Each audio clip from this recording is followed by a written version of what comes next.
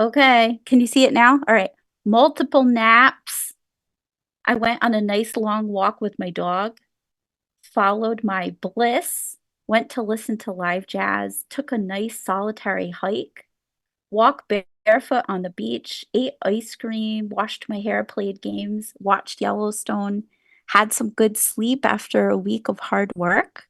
I spent time with my sister-in-law and we laughed a lot. Oh yeah, that's where it's at right there. Thank you so much for weighing in. I think it's super important to water those seeds of joy. So I appreciate you sharing what it is that you did to bring yourself joy.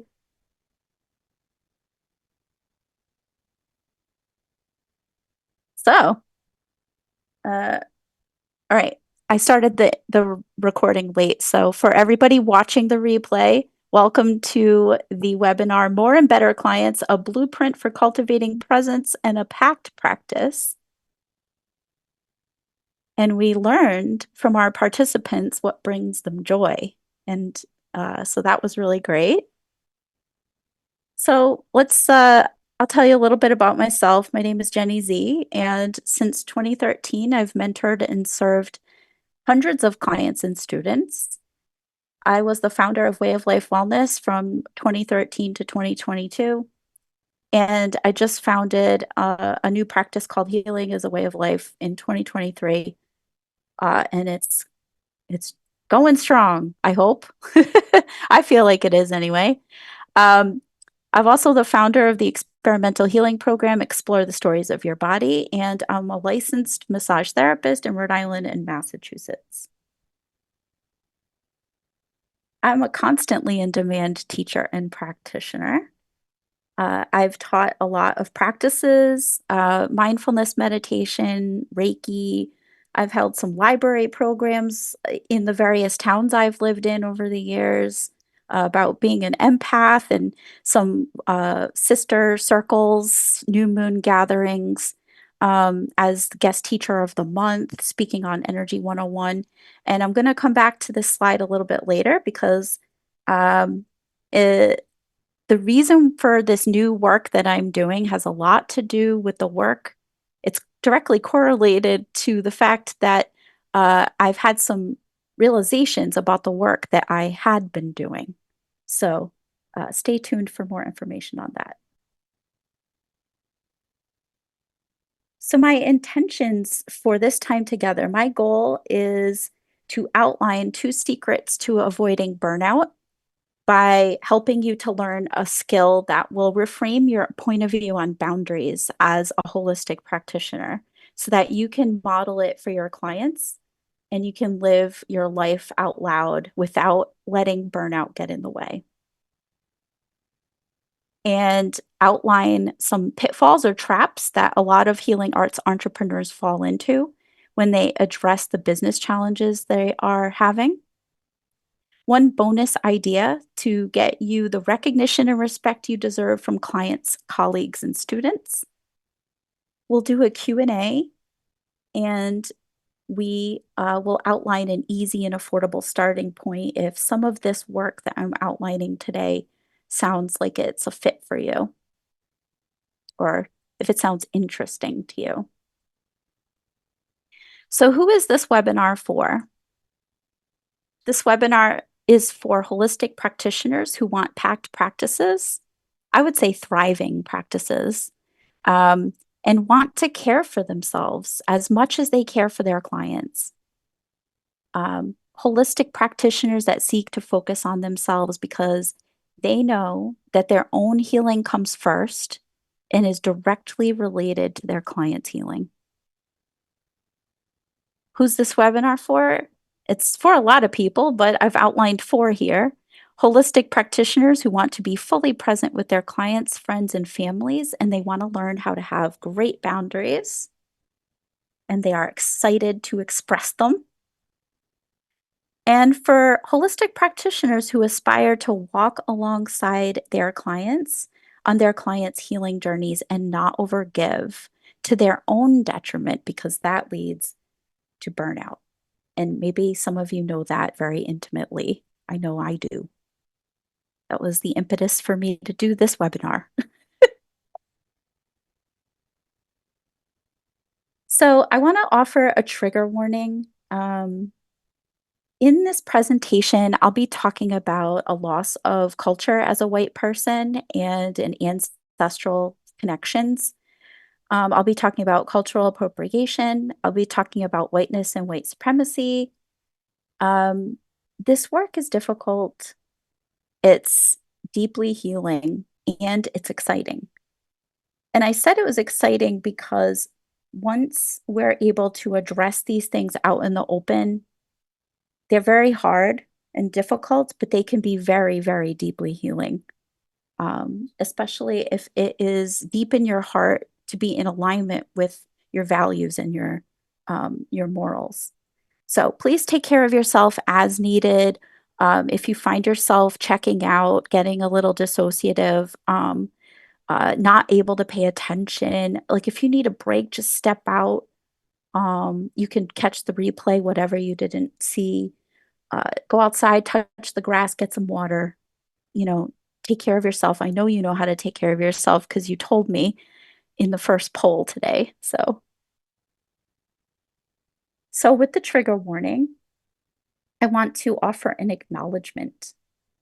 So the work that I do it because I personally feel the pain of being cut off from my ancestral roots. As a white-bodied person, I've relied on appropriating healing practices from other cultures that are not mine in order to fill that emptiness that I feel from being cut off from my practices.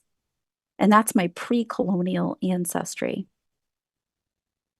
My hope is to help white people connect with their ancestors and our ancestors and our own healing practices so that we can find actual healing that is not confined to only ourselves. It spills out onto everybody else.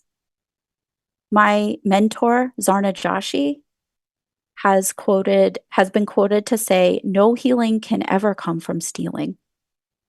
Stealing is violence. So how can any healing come from violence?" White people on the call, I'd like to invite you to think about why you might be more comfortable using a healing modality from a culture that you don't come from, as opposed to one of your own. And that's a rhetorical question. That's something that I'm still pondering, and the answer changes every single day. Again, this is a pathway to deep healing for us. And for the non-white people in the audience today here on the call and also watching the replay, my hope is that I can refer you to people who are also doing this work to recover what was lost in your ancestry. And if anybody is confused by that, just private message me on this chat or you can email me. I can provide my contact later. So I'm back at this slide because I gave you the acknowledgement that being cut off from my ancestral practices had led me to seek out holistic healing in the Western world, here in the United States, as it was presented. And now I'm not blaming myself. I'm not going to live in the shame and the guilt of that, although sometimes the energy of that might be useful in my process of healing. But we have to understand that cultural appropriation is not a surface issue. It is a tool of the empire to wipe out and erase cultures and to provide people with stereotypes so that when we think of certain cultures, we have a certain thought about them and it dehumanizes them. It is not fair. Yoga, for instance, was appropriated by Hinduism and from India. And when we are disconnected and we don't learn from Hindus or Indian people, we don't know the whole story. So what is being taught in Western yoga? That's a question mark. And that is a journey that I have started to take regarding Buddhism because I was an ordained person in the Thich Nhat Hanh order. And I've recently disrobed as a lay order member. And I've stopped teaching Reiki. I've reached out to the 50 students that I've trained. So if you want to know more about my journey back to my ancestral practices, I'm going to be sharing more of that, not on this call today, but definitely in the future. So stay in my orbit. This seems like a good place to honor the indigenous people on the land on which I live. So I live on the stolen and unceded traditional homelands of the Wampanoag and the Pokanoket territories that have been colonized as North Attleboro, Massachusetts. I'm in solidarity with their struggle, and I stand in solidarity with their fight for land back. These homelands were and still remain home to the bands of Wampanoag and Pokanoket, such as Mashpee Wampanoag, Wampanoag tribe of Gayhead Akina, the Herring Pond Wampanoag tribe, Pokanoket tribe of Pokanoket Nation, and Pecasset Wampanoag tribe of the Pokanoket Nation. And these tribes have fought and continue to fight the Commonwealth for land sovereignty. As a person living on their tribal homelands, I'm committed to learning about these tribes and to speak the names of these tribes who are not a relic of the past. They're very much alive today. And I'm committed to visiting their museums, their programs, their powwows, and supporting their businesses. There's a lot of amazing stuff that's happening in the Massachusetts Indigenous communities. Um, they're reviving their Nipmuc and Wampanoag languages, and it's very inspiring for me to see as a person who's trying to reclaim their ancestral roots. So I'd like to stop the share for now, just for like a hot second, to check and see if you'd like to ask some questions.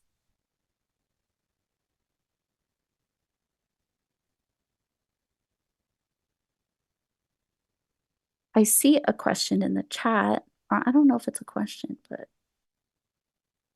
Anthony says, the quality of training, not the color of teacher. You're too concerned about diversity training. Thank you for your comment. um, I think that that comment requires a deeper level of education that I'm not able to get into today. But Anthony, thank you for being brave enough to put that into the chat. Any other questions? I know I said some new things today, maybe for some people. Holly says, I applaud your recognition of privilege and reclaiming your ancestry, as well as supporting Indigenous peoples. I'm inspired to research. Holly, please do that in your area and let me know how it goes. I'm always in solidarity with other white people. I want to uplift us, and I want us to be accountable and responsible. As holistic practitioners, I mean, we're in the business of healing.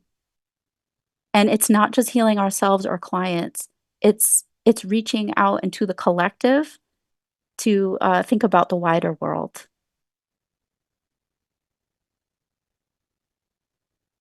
So I want to change gears for a minute and talk about some testimonials.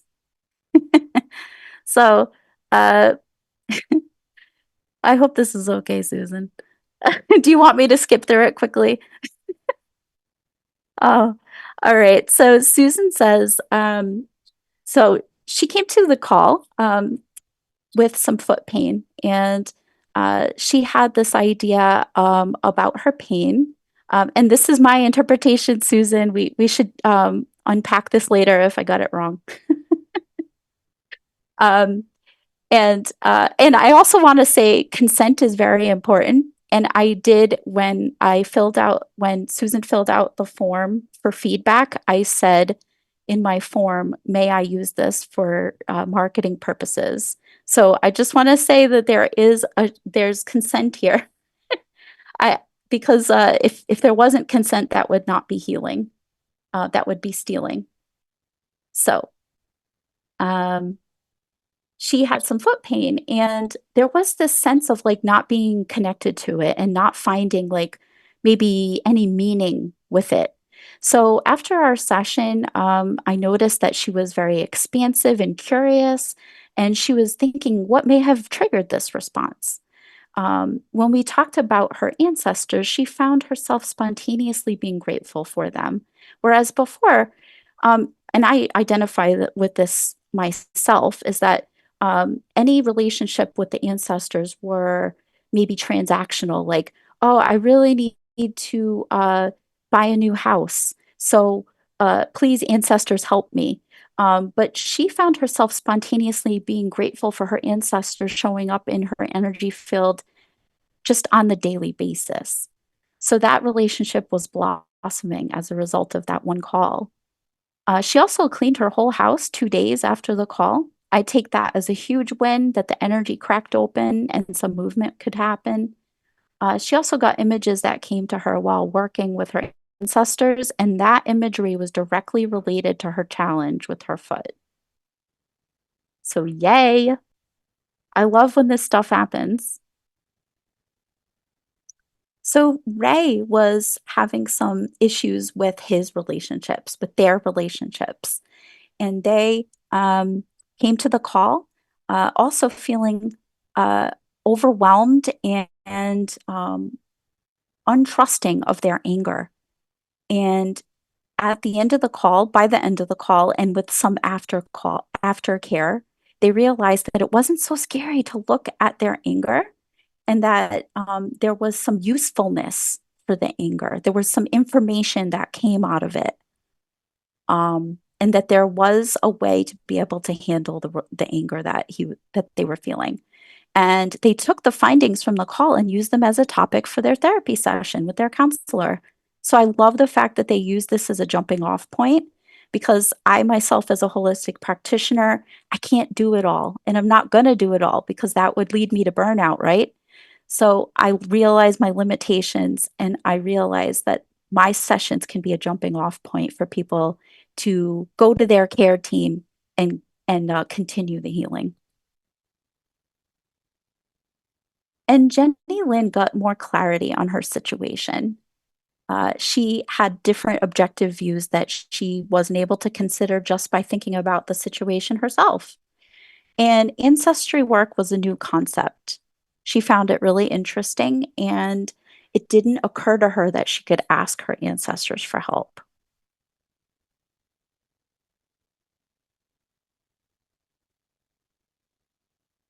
So now I want to change gears again.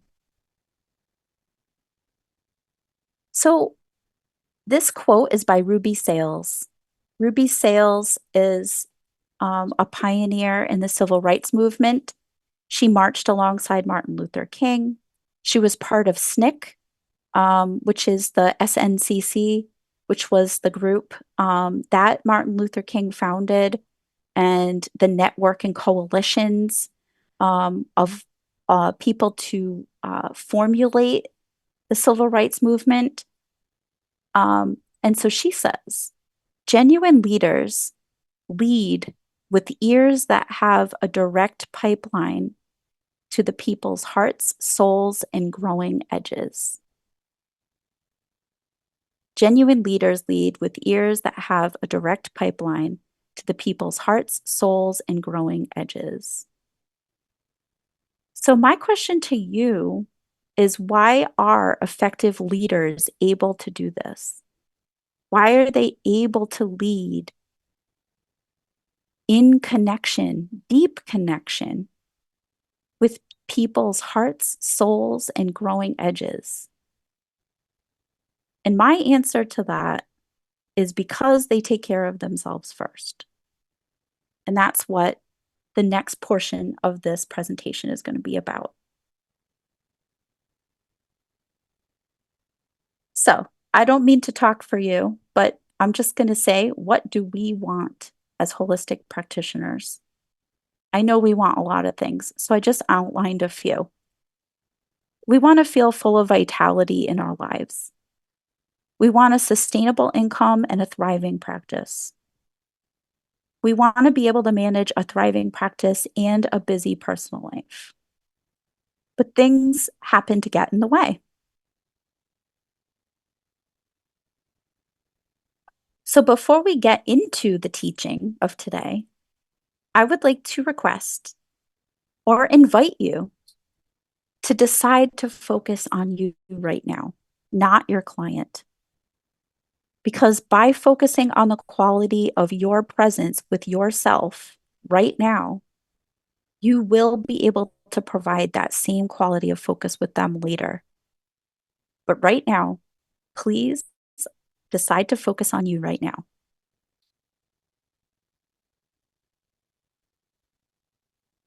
It is crucial that holistic practitioners focus on the quality of our connection to ourselves.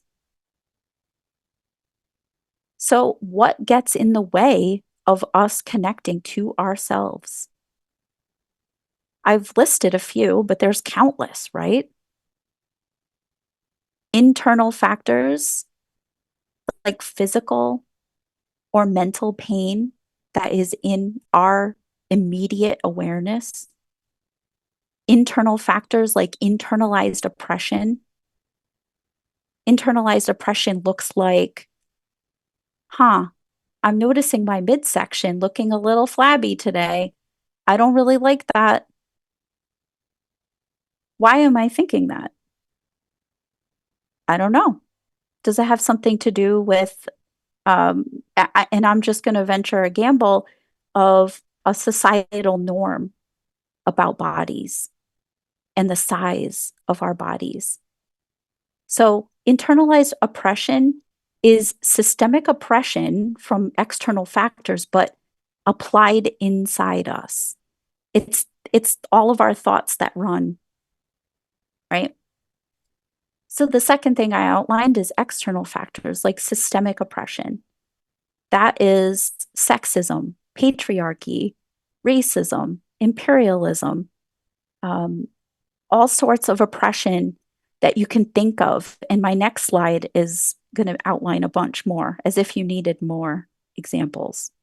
But ads on TV, um, systemic oppression that we might experience in the workplace if we have like a side job outside of our holistic practices.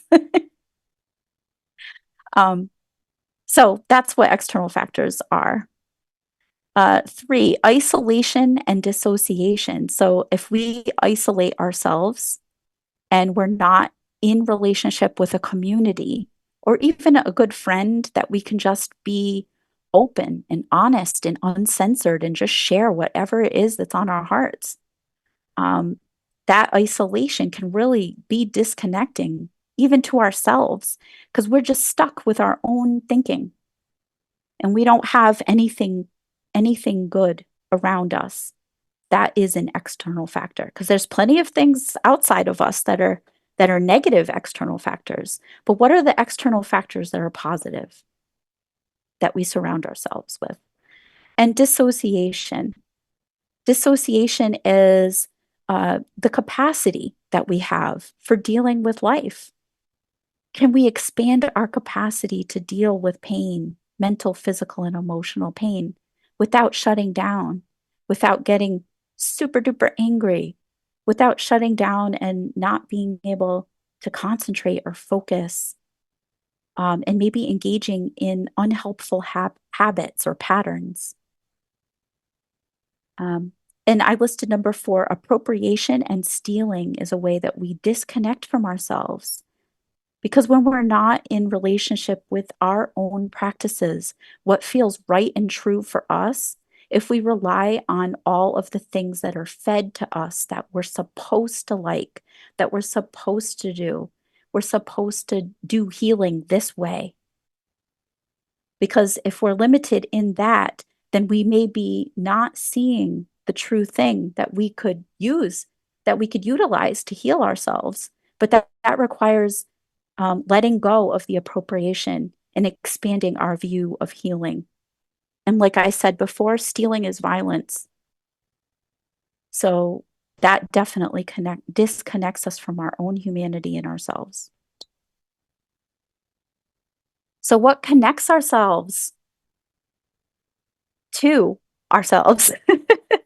What's a connective force? I've listed 4, but there's so many. And y'all listed so many in the beginning of this presentation.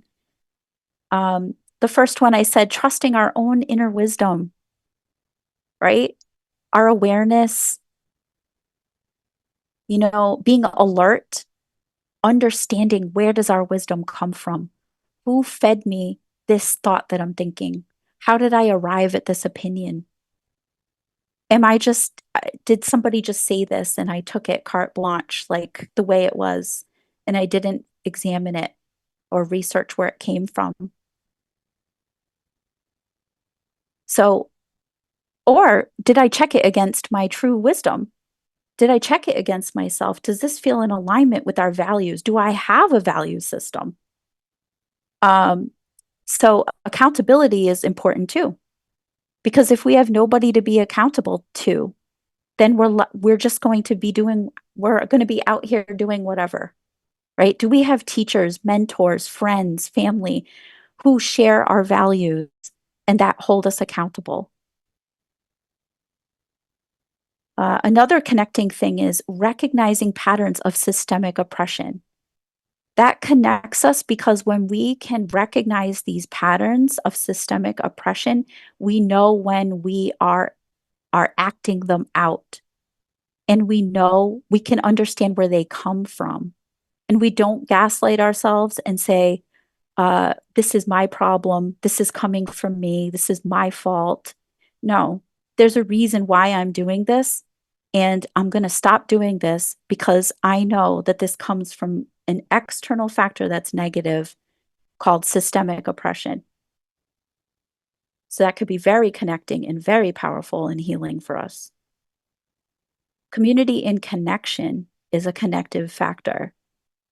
When we're with people that we can have a shared reality and we can be uncensored and we can even say all the internalized bullshit that we have in our heads because we need to get it out. We can't just hold it in. We need like non-judgmental people around us that will know our hearts that we are trying to do the right thing and that we need to just say whatever it is that is in our hearts. And that can be very connecting. And also, it's important to know how to repair and reconcile because in any relationship and community, there can be a break. And when we lose our connection to our community, we need a way to get it back. We need to stay connected. So, how can we repair and how can we reconcile? We need to know those skills. The last thing I said is finding ways to connect with our ancestors, our cultures, and our bodies. And I've kind of already talked a lot about that already. So I find it really, really important for myself to connect with my ancestors, my cultures, with my food. Oh my God, my food. I love Italian food. I love Scottish food. Portuguese food is out of this world. Oh, I love it all. Um, so as if, like I said, as if you need more examples about what disconnects you from yourself. I just wrote a bunch here. Ads on TV, politicization, objectification, over sexualization of your body, chronic pain, a job that treats your body like a machine, prioritizing the care of others over yourself, which leads to burnout. That's a big one. That's why it's in yellow. Working from home, not having clear boundaries between work and home, impacts of war and warring nations, media, attempting to declare dominion over body and mind, conflicting news stories that twist the truth, inability to handle conflict, not knowing how to contend with the stories and wisdom you uncover in your body, and big life changes and transitions. So, all of these things can be really disconnecting, but also very connecting.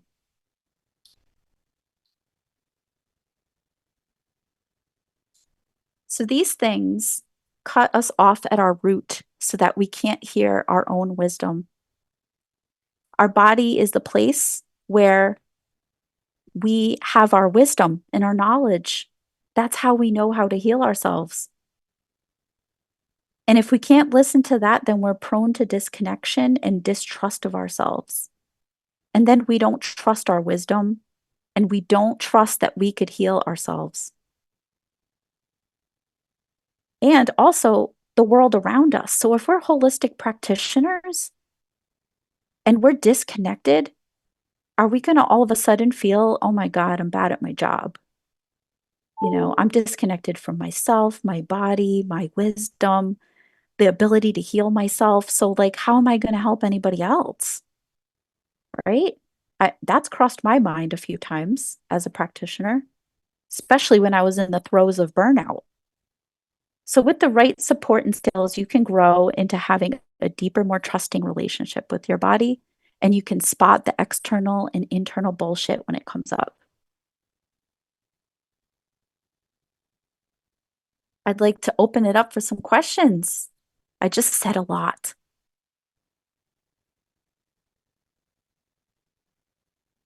William says, number 3 stands out, community and connection with trying to restore emotional pain. Mm, thank you for sharing.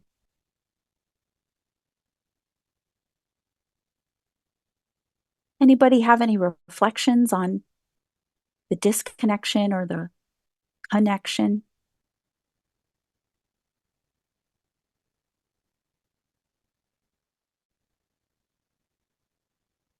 And if you want, you can raise your hand if you want to say it instead of chat it.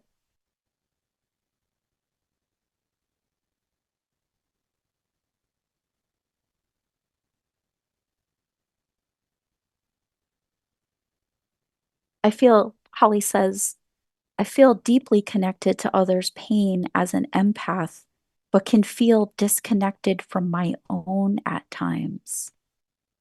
Yeah, thank you. I'm curious to know why that is. I would love to know.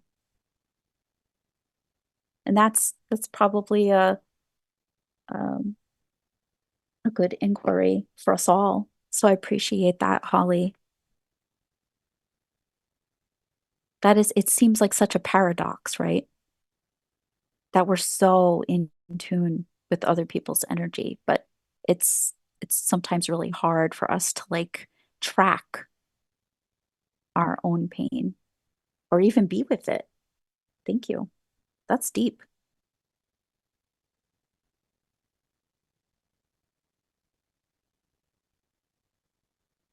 So, hold on. This like bar is bothering me. Oh, hold on. There's another question. I'd like to know more about my ancestral culture, but think it's obscure. Eastern European healing modalities. Oh, thank you for saying that. I've been struggling on and off with my journey to ancestral connection as a white person as well. Um, because I'm going to say one word here and I'll put it in the chat too. It's called epistemicide. Epistemicide is the severing of knowledge systems. And that is mainly what was done by, one of the biggest empires, the Roman Empire, when they invaded multiple countries.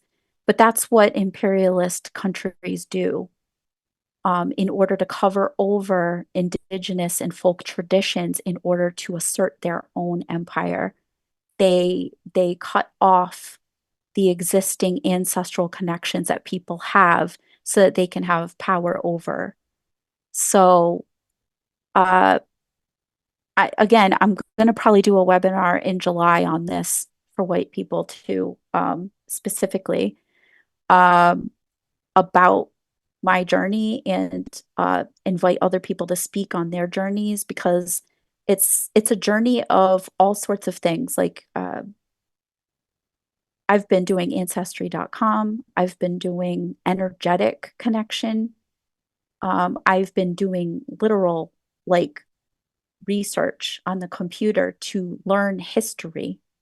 And of course, the history is recorded by the victors. So you have to dig and dig and dig until you find some good sources on what you're looking for. So, anyway, Susan, you just opened a can of worms. Thank you. All right. So,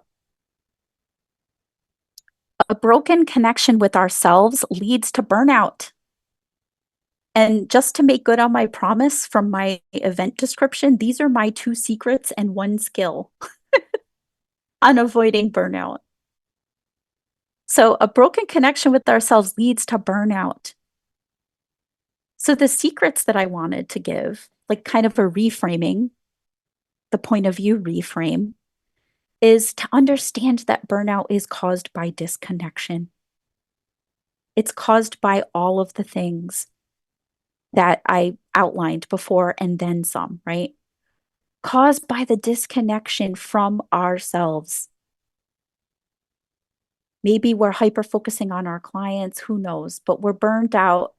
And this is a result of a broken connection with ourselves. And this disconnection is real and it's valid. So when this is occurring, this disconnection, do not gaslight yourself or rationalize it away. It's very important to acknowledge and become aware that this is happening. That way, when you bring it to the light, you can then start to heal it and you can take action.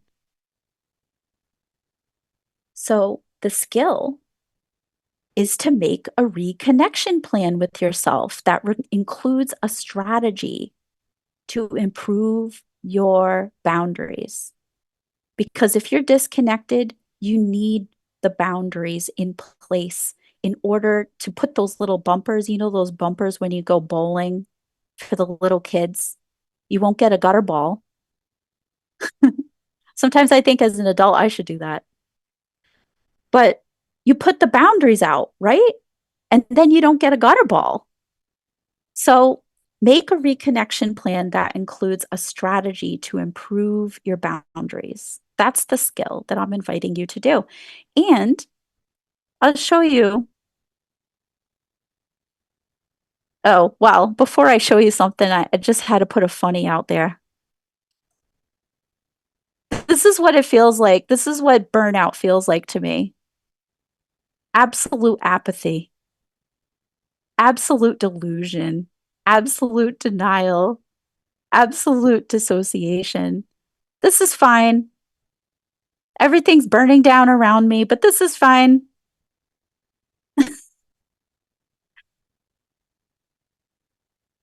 So, the skill that I wanted to tell you about, this thing right here, make a reconnection plan that includes a strategy to improve your boundaries.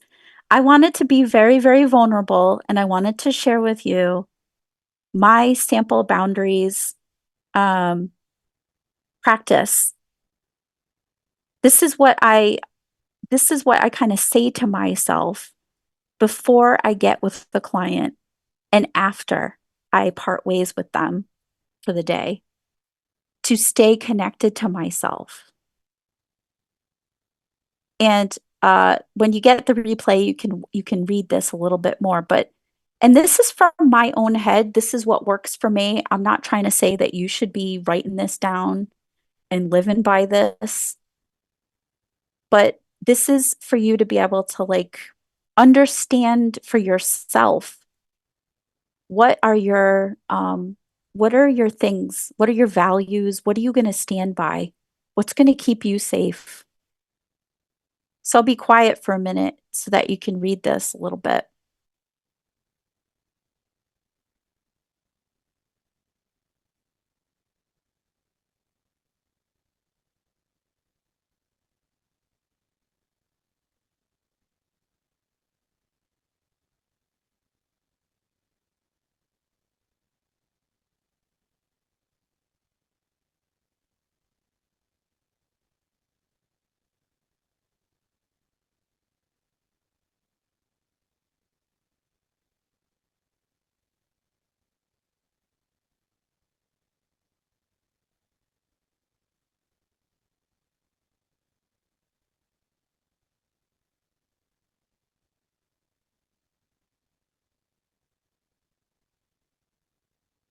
So that's just a little bit of what I envision for myself in order to keep myself safe.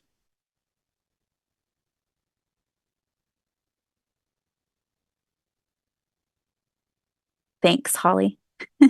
Yeah, especially not trying to convince anyone of anything that they're not ready for, because consent is always really important. Um, I want to say something here, what Holly said, because if somebody's not ready for something and you try to push them on that, one of my mentors says, if it's not consent culture, it's rape culture. And I know that's a little intense, but in this imperial culture where there's a lot of taking and stealing and non consent, that can also be the default to not ask, to just take and to push. So being gentle is actually rooted in consent culture. Thanks, Holly. So, some pitfalls and traps to look out for when dealing with business challenges in your holistic business. I outlined three, there's a lot. The first is holistic practitioners are not everything to everyone all the time. I found myself falling into this trap because oftentimes clients find their way to my office when they are at the 0 hour, when they've been to allopathic and osteopathic doctors. Nobody has answers for them. They are completely desperate and looking for answers, relief from their issue. So the temptation is there as a holistic practitioner to try to be everything to everyone, especially in this day and age of a failing medical health system. But that is not going to help us stay connected to ourselves, and it's not going to honor real, actual healing for anybody. So we have to hold the line as holistic practitioners and just say, we have limitations and we're not everything to everyone all the time. And you'd be surprised how healing that is. Clients need boundaries too. They need to be told no. They need to be held accountable. Number two, time and money are finite. They're not limitless. You need to charge money, guys. Y'all need to charge money. And y'all need to charge money so that you can pay money, because if you need to assemble a care team for your own healing, which I'm going to talk about like in a couple slides, you need to be able to pay those practitioners, and time.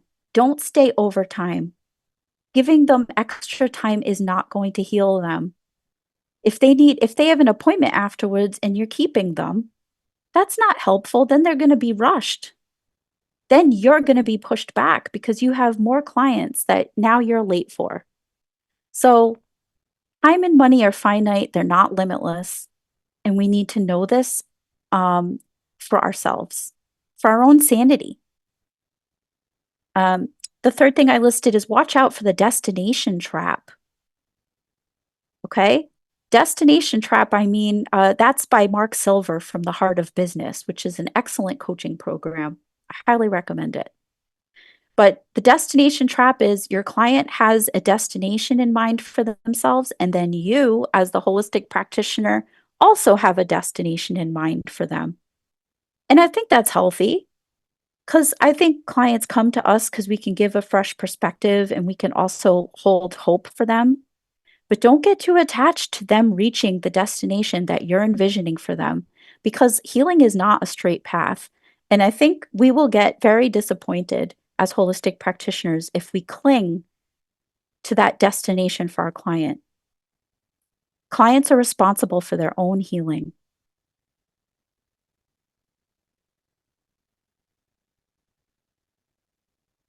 So here's an idea to get recognition and respect from your clients, students, and colleagues. It's simple. Go first and model by example. Just be willing to heal first. And I put just a few little check marks from my own healing journey that I do, but I'm sure that you could come up with your own check marks that talk about what it is that you do. Um, the first I put was remembering that being a healer is a personal development journey and that your health is also important. Remembering that everyone is here to save themselves. Assembling a care team for yourself is also helpful. And doing the deeper work necessary to remain present with your own experiences of pain. Because if you can handle your own pain, mental, emotional, physical pain, then you can be with your client fully. You can show up authentically and very, very present for anything that they say. I know some people that work with end of life care, in death care, and they're a death doula. And that takes a tremendous amount of presence to be with somebody in their end of life stages. So, being able to do the deeper work necessary to remain present with your own experiences of pain is key. And I believe that this will, I think people will say, yeah, what's going on with that person? That person's the real deal because they really do their own healing.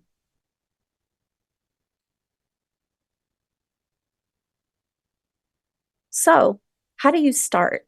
If some of the stuff that I taught today really resonates with you, I'm offering a 60-minute discovery call so that you can hear about the stuff I'm doing in my programs. And these are just some of the things that people have gained just from the simple free call, not even working with me. Because I offer these calls free and there for you to experience, what it is I'm doing and can oftentimes have just even like a different shift of point of view on what it is you're facing. So these calls have evoked these kinds of results before, helping people feel decisive and confident in decision making, um, breakthroughs in their families and friend relationships, getting passionate about your life and your work again, because maybe you're experiencing some burnout, alleviate confusion and effectively respond to your environment around you, boundaries, self-esteem, confidence, productivity, all of these things. So if that's of interest to you, I can drop that in the chat later. So before I do the Q&A, I'm going to launch another poll.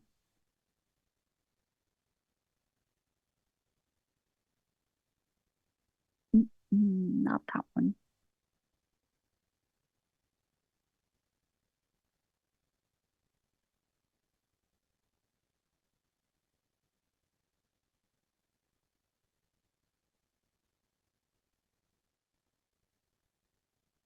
Okay. So I'm going to launch this. Now, this is a poll about burnout. So there's 4 questions here.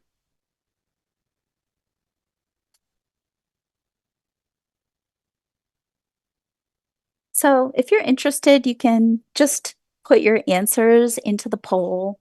All answers are anonymous. The first poll is I have experienced burnout at least once in my life. Yes or no? If you answered yes to one, what was your experience of burnout like? How did it make you feel? Number 3, did your experience of burnout affect how you showed up with your clients, friends, or family? And the last question is if you answered yes to one, what did you do to address your experience of burnout? And was that strategy effective and sustainable?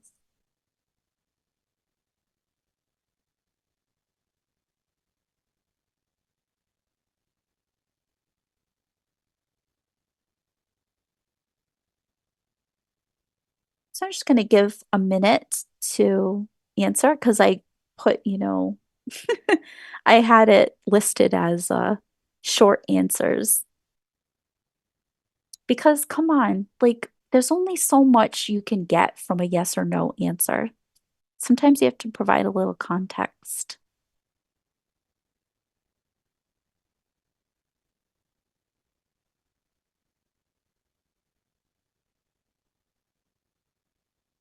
In the meantime, if people have finished their poll, please feel free to put some uh, questions that have come up for you in the chat.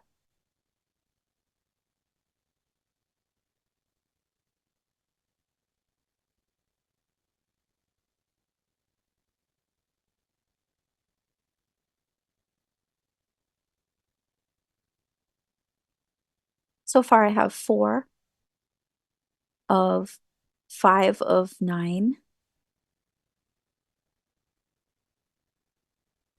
Oh, my cat's here. Hi, honey.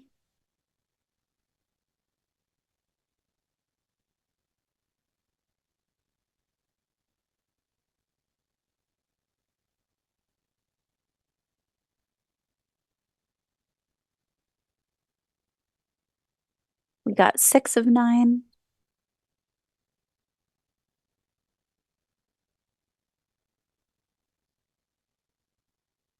This is Neo.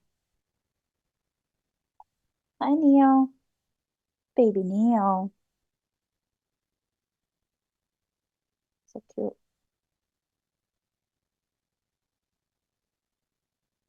All right. 10 more seconds.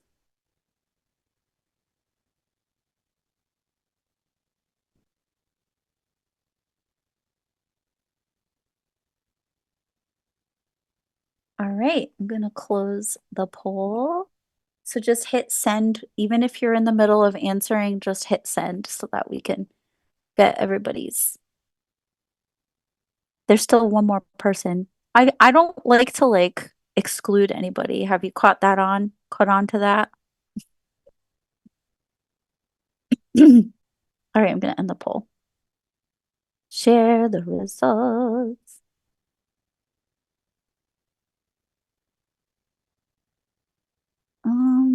How do I share? Oh, I see.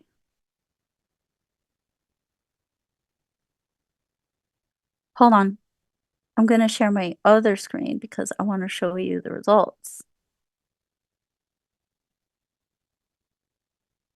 Latanya, I see your hand raised, so I promise I'll get to you. Hold on one sec. There we go. Okay. Answers. Yes, unanimously. I have experienced burnout at least once in my life. If you've answered yes to one, what was your experience like? I have experienced burnout due to self-imposed high standards. I experienced apathy and frustration and still struggle to avoid burnout. I was more about family problems and doing more and trying to get some more rest. I felt like I was screaming, but no one could hear me, passing the 3,000 client hours I needed to obtain. I couldn't be productive at work. I felt horrible because I love doing something with my hands. Exhausted. These are all very true realities. Sad, apathetic, exhausted. Did your experience of burnout affect how you show up with your clients, friends, and family? We had one person saying no and 7 yes. If you answered yes to one, what did you do to address your experience of burnout? And was that strategy effective and sustainable? Rest, recalibrate, learn, adjust. I took time off of work, leave of absence, and tried to get help with mental health, a therapist, wellness program, meditation. I had mixed results and really struggled for a long time to take care of myself. It wasn't until I learned about Kristen Neff and self compassion that things started to turn around for me. They couldn't see it, but I was hanging on by a thread, so I started to say it out loud. I just started prioritizing rest. Yes, it has transformed the way I show up. I took a day off, got a massage, went to the beach for a walk. Walking in nature always helps. Thank you, everybody. That was awesome. I really appreciate your authenticity and your vulnerability with sharing. Uh, so I do have one more poll, but I'm going to hold off on that. I want to hear from Latanya. I hope I'm saying your name right. Let me ask you to unmute.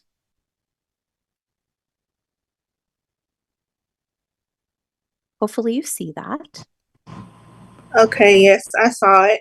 Oh, great. I raised my hand because I think I was following the directions on the screen, Yeah. but I did love the part about the ancestral knowledge and learn to connect with your ancestors.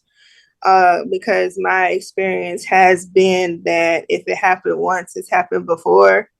I've worked with drug dealers, rapists, murderers, and there's always a story, a beginning story that people aren't connected to. Even when working with families, you'll find out that there were secrets and they don't understand why history repeated itself. And oftentimes it's because they're not talking about it, they're not connecting with their stories. So that is definitely, and that's from, any population culture that I've worked with over the years.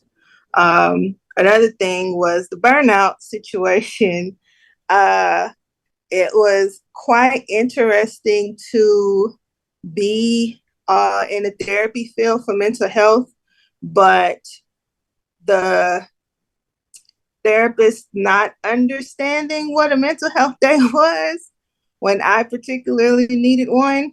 Um, I kind of experienced that systematic oppression, systematic racism with my supervisor, I asked for a mental health day during that burnout, and she was like, "What?"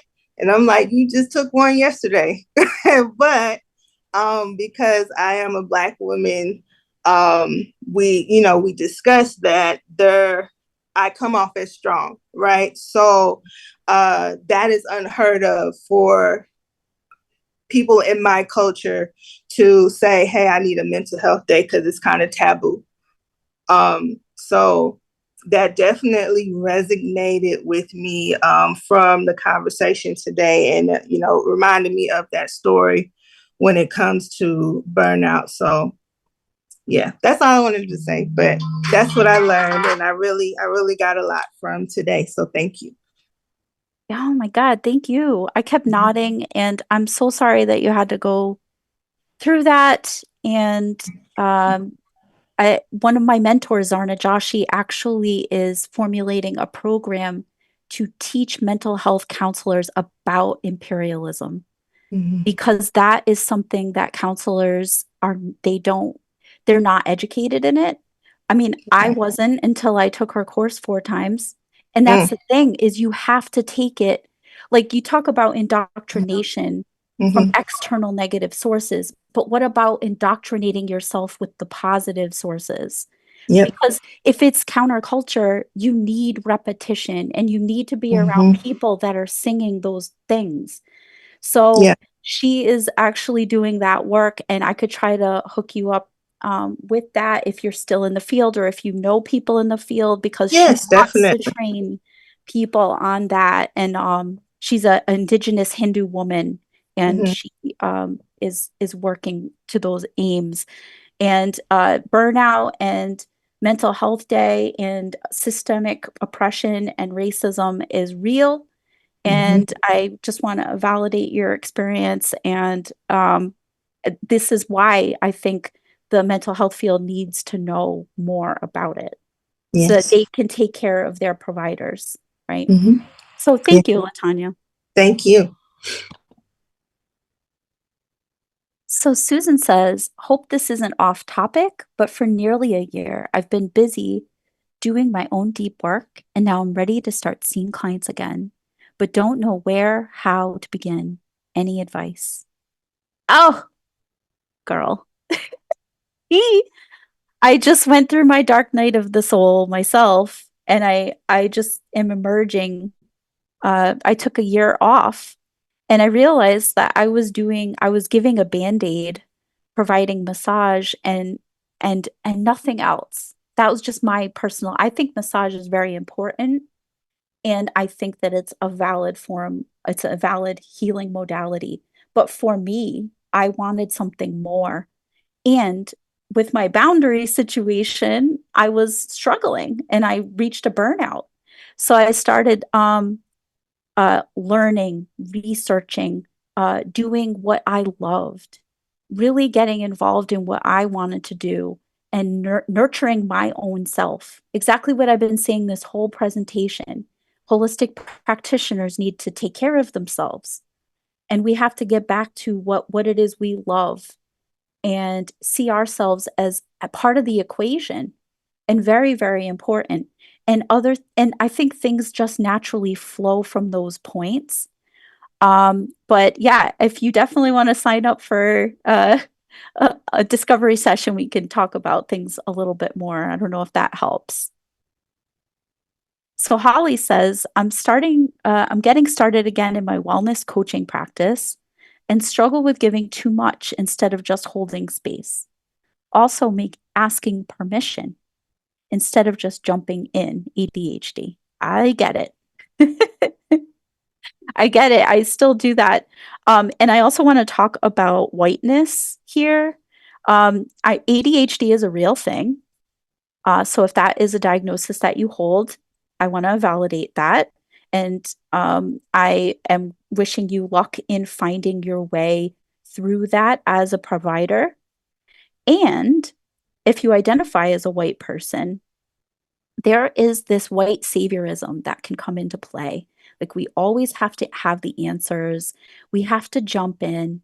And this is something that maybe is a little bit niche for me, and it may actually ring true for you. So I'm going to share it because it recently came up in a conversation with a client that as white people, we are used to having non-white people be our brains and having solutions for us so that we don't have to think hard and do the work. And sometimes, um, uh, instead of doing the work ourselves and feeling our feelings, we just don't know how, and we choose not to. So we have low capacity for feeling these things. So what it is we like to control the environment, right? We want to push upon somebody the emotion or the experience that they should be having. But in reality, we're not listening to them. We are not in relationship with what it is they are actually saying to us. What are they struggling with it? If we can sit with ourselves in our own pain, we can help others do the same thing. And we can understand that we're not going to die if we feel emotions or pain. We can feel our own, like our own feelings in response to what they're doing, and we can handle it. And then we can also handle somebody in front of us struggling and in pain without having to fix it. So that was a lot, but I just wanted to share that as if it did resonate with you, then great. Um, so yeah, Latanya, thanks. I'm done hiding and not and honoring respectability politics. Now is the time for the real healing for everybody. So we need to say the damn thing and we need to learn about this stuff, okay? All right. Did I finish my presentation? We do have 15 minutes left. I am gonna just do this another shout out to one of my clients, Ray. I recently worked with them, and this was what they had to say. I'm so excited and anxious about this journey. I've already learned so much from you in my own exploration. There's freedom I feel by exploring my spirituality through my own lens, and cultural background that I never felt in the many years of practicing yoga and Reiki and attending Buddhist retreats.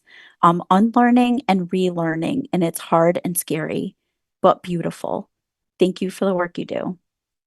I spent most of my therapy session yesterday talking about your teachings and what I've been learning and unlearning, and then connectivity issues. But I just wanted to, shout out to my discovery calls. I'll put the link in the follow-up email with the replay, but I'm also going to put it in the chat too. Um, and I'm going to go over my goodbye slide when it's time to say goodbye. But I do have these questions for you, but I can have the Q&A portion be really loose and not based on these questions. But if you want to, um, share what came up for you about the presentation, share what's coming up for you when you read about these questions, feel free to do that. I'm going to put myself on mute and put the link in the chat for my discovery sessions.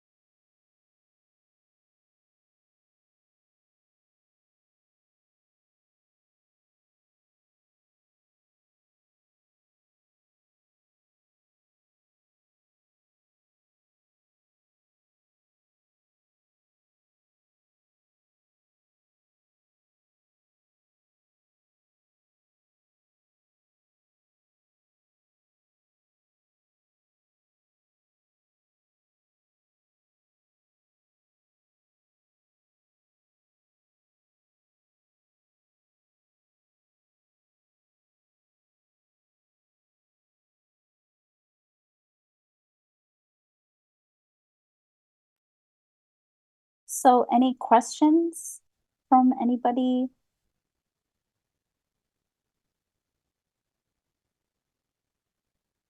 Mark, I just put that link in the chat for you and anybody else interested.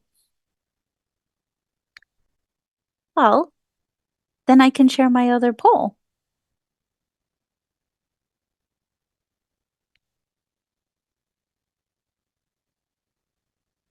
My last poll is about boundaries. Do you see it? All answers are anonymous. We have 4 questions. Do you feel that you have good boundaries, that you keep yourself safe? Oh, I'm sorry. Do you feel that you have good boundaries that keep you safe when you're working with other people? 0 is my boundaries are too loose, and 10 is my boundaries are too strong.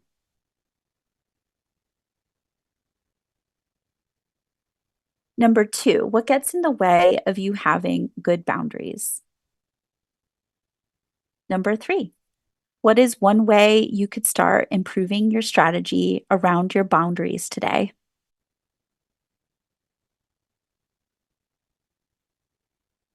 Oh, Holly hit submit too early. What is one nugget of wisdom you can share with people on how to have good boundaries with clients? I wonder if I could try to help you get back into that poll. I don't know how to do that, Holly. Sorry.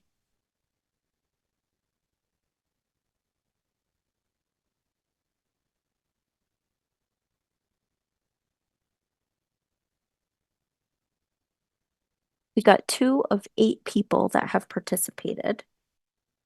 So I'm just going to give it another minute. So 60 seconds.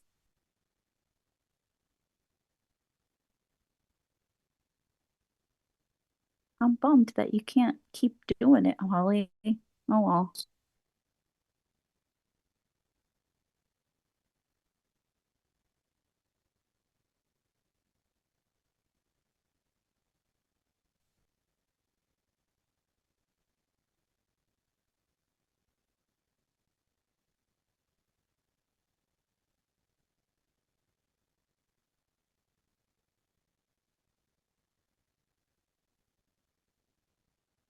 Oh yeah, Latanya.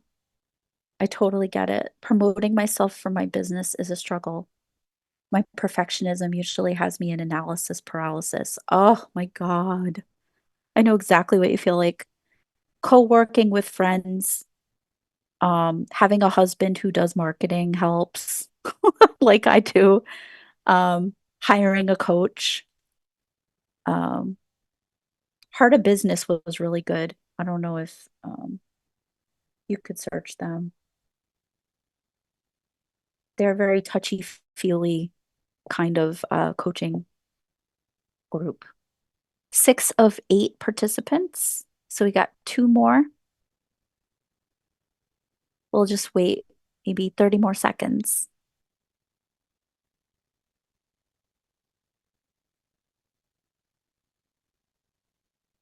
Holly, feel free if you like didn't complete one of those questions, just write number, whatever number you didn't do, and write your answer in the chat and I can read it out.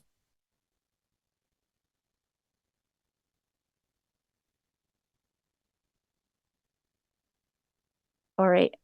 There's still one more person who has to submit, so just hit submit now, even if you're not done, so we can share the results.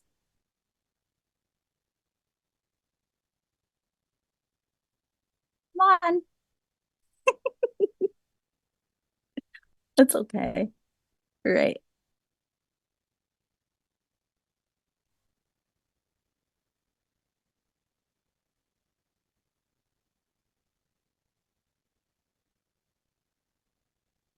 All right, hold on, it's loading the results. Okay. Zoom is so clunky when when you use the the paragraph feature. Whatever. All right. So the first one, do you feel that you have good boundaries that keep you safe when you're working with other people? And wait a minute. Oh, all right, I see. So 57% put 5. So it's right smack dab in the middle. Uh, and then nobody has the what was number 1? Okay, my boundaries are too loose. Oh, okay. So people are on the stronger side of the boundaries and less on the loose side. So we got the average right here, but then we start getting stronger and stronger. So about a number 7, we have 14 people. We have I'm sorry, 14%. 14% at number 8 and 14% at number 9. Interesting. What gets in the way of you having good boundaries? Fatigue and desire for compassion. Ooh, that's a juicy one. Ooh, we could riff on that one, couldn't we? Some family problems sometimes interferes with concentration daily. Wanting to help everyone no matter what. Ooh, I'd want to get into that. People pleasing habits. Still in discovery. That's fair. Empathy instead of compassion. Ooh, that's an interesting one. That's a reframe. What is one way you could start improving your strategy around your boundaries today? More rest, trying to stay active daily, and trying not to worry as much. Saying no more often, be confident in myself more. Awareness. This is about my own practice, but I need to stay merged with my guides during the whole session. Ooh, now that's something to chew on. Oof. What is one nugget of wisdom you can share with people on how to have good boundaries with clients? Try to discuss on how to set sometimes goals for yourself and to have good boundaries. You are not responsible for the outcome. The client must be willing to do the work. Be true to yourself and be kind to you first before you show it to others. Connect with own needs. Work on recognizing when ego is butting in. Yup, that requires a ton of accountability. Wow. Thank you so much, everybody. That was awesome. I really appreciated your transparency. So with the last couple of minutes here, I'll take a look at the chat. So Holly says, I always want to help so much to the detriment of myself at work and in my personal life. Overcommitting, leaving me burned out and disconnected. Yeah, yeah, totally. That is, I mean, it's different for everyone, but that is definitely I would say it's the caregiver disease, right? We got nurses, we got doctors, we got therapists, we got PTs and chiropractors and massage therapists and all sorts of caregivers, not to mention unpaid caregivers like mothers and fathers and parents and um, caring for an elderly parent, end of life care. And it's just a lot, right? And we're afraid if we say no, what's going to happen? The whole world is going to fall down, right? If we say no. But I think that this concern is very true and real. I think also it's very connected to a caregiver's self worth and feelings of identity. So there's a lot there. There's a lot to unpack. And it's like I said, it's different for everybody. But hopefully, you've learned a couple things today in order to help you if you feel burnt out and disconnected.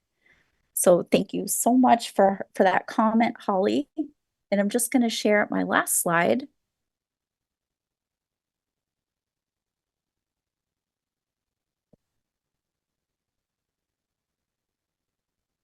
So, thanks for coming today. It's almost 3 o'clock Eastern over here, so it's almost time at the end of our 90 minutes together. My goal is to host weekly webinars every Wednesday evening uh, on topics related to the ones that we just focused on today. Last Wednesday of the month is going to be my community building event, and this month is going to be my first month doing it. It's going to be something that I strongly recommend that holistic practitioners come and attend because we need to attend to ourselves.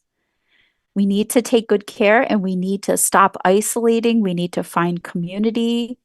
We need to be open about our struggles. We're not perfect. We are nobody's guru. We are human beings that have limitations, and we need to normalize the fact that we have needs. So please, holistic practitioners, you're strongly recommended, encouraged, and invited to attend my community building event. It's going to focus on the healing journey, past, present, and future. It's going to be a structured sharing circle so that people can, and it's also going to be games because I learned how to use the apps on Zoom here. So we're going to be playing like some Pictionary and things like that. Please leave a 5-star review in the meetup group that you're in because that helps my groups become more visible to people. You're going to get a replay link and also a link to sign up for my free one-on-one. Oh, and there's the picture of my support group. It's called Healing Stories, a supportive space for past, present, and ongoing healing journeys. And for those of you on my email list and not in my meetup groups, I will be publicizing it there too. Woof. So I talked a lot and I wished that you talked more because I'm sure that my voice was like blah, blah, blah, blah, blah. But thank you so much, William. Thank you, Holly. Thank you. It was eye-opening and helpful.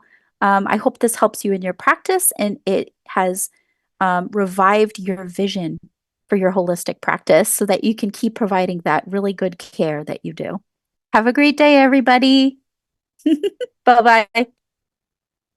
Record